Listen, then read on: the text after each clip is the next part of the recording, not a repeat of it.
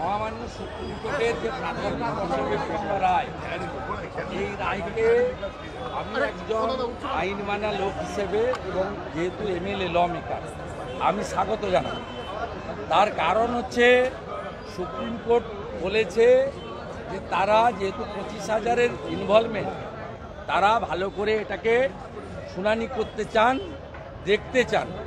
এবং আমার মনে হয়েছে সুপ্রিম কোর্টের মহামান্য প্রধান বিচারপতির বেঞ্চ তার মানসিকতাটা হচ্ছে যোগ্য এবং অযোগ্যদের আলাদা করা। এবং আমি ওয়েলকাম করব যে 2022 সালে 5ই মে অতিরিক্ত শূন্যপদ তৈরির বিষয়টাতে সুপ্রিম কোর্ট স্টে লাগাননি। তারা সিবিআইকে ইনভেস্টিগেশন করতে অ্যালাউ করেছেন এবং বলেছেন যে কোনো কড়া ব্যবস্থা নিতে না, not to take any coercive action. তার মানে সুপ্রিম কোর্টও জানতে চায় যে 2022-এর 5ই মে চোর মমতার নেতৃত্বে তার মন্ত্রিসভা চোরেদের চাকরিকে রেগুলারাইজ করার জন্য যে ক্যাবিনেট মিটিং করেছিল তার সত্যতা, যেটা সিবিআই ইনভেস্টিগেশন হবে। আমরা জানি ওয়ান ফাইন মর্নিং মাপলার গেছে, হাওয়াই চটিও যাবে। উই নো ইট, গোটা বাংলা জানে, আমাদের তাড়াহুড়া নেই।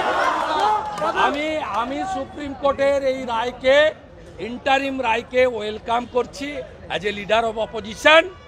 আমি মনে করি যোগ্য এবং অযোগ্য বাছাই হয়ে যাবে জুলাই মাসে হিয়ারিং হয়ে গেলে, এবং সুপ্রিম কোর্ট অযোগ্য, অবৈধ, অতিরিক্ত পদ, শূন্য খাতায় টাকা নিয়ে চাকরি যারা পেয়েছেন তাদের এবং তাদের যারা ঢুকিয়েছেন তাদের বিরুদ্ধে ব্যবস্থা নেবে। আর যোগ্যদেরকে সুপ্রিম কোর্ট প্রোটেকশন দেবে, যেহেতু তারা মেধা অনুযায়ী চাকরি পেয়েছে।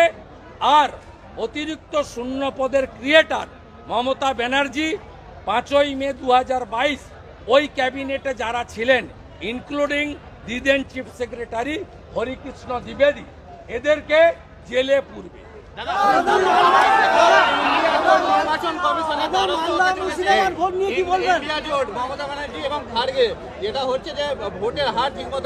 ইন্ডিয়া জোট কোথায় আছে? ইন্ডিয়া জোট পশ্চিমবাংলায় কোথায় আছে? এটাকে ইন্ডিয়া বলে না, ইন্ডি বলে।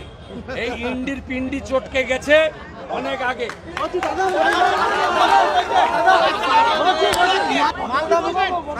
এর ক্রেডিট কেন্দ্রীয় আধা সামরিক বাহিনী, গুন্ডাদের ঘরে ঢুকিয়ে দিয়েছে আধা সামরিক বাহিনী।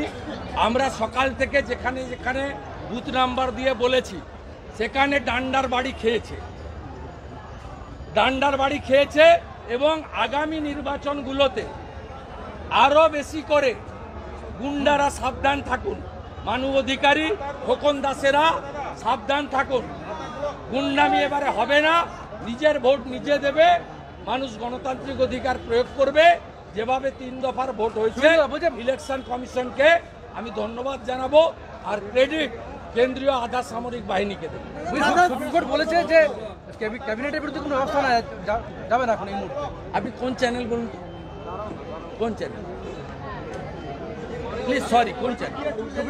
হ্যাঁ, আপনি টুইস্ট করছেন কেন? সুপ্রিম কোর্ট অর্ডারটাই পেয়েছে। সুপ্রিম কোর্ট বলেছে অতিরিক্ত শূন্য পদ নিয়ে সিবিআই ইনভেস্টিগেশন করবে, not to take any coercive action. We stay দেয়নি, আমরা চেয়েছিলাম ইনভেস্টিগেশন করুক। মমতা ব্যানার্জি সই করে শূন্যপদ বাড়িয়েছে 5ই মে 2022। আপনার ওই চ্যানেল যেটা ওই সন্দেশখালীর ভিডিও দেখিয়েছিলেন, ওই চ্যানেলটা তো কিছু লাভ হবে না।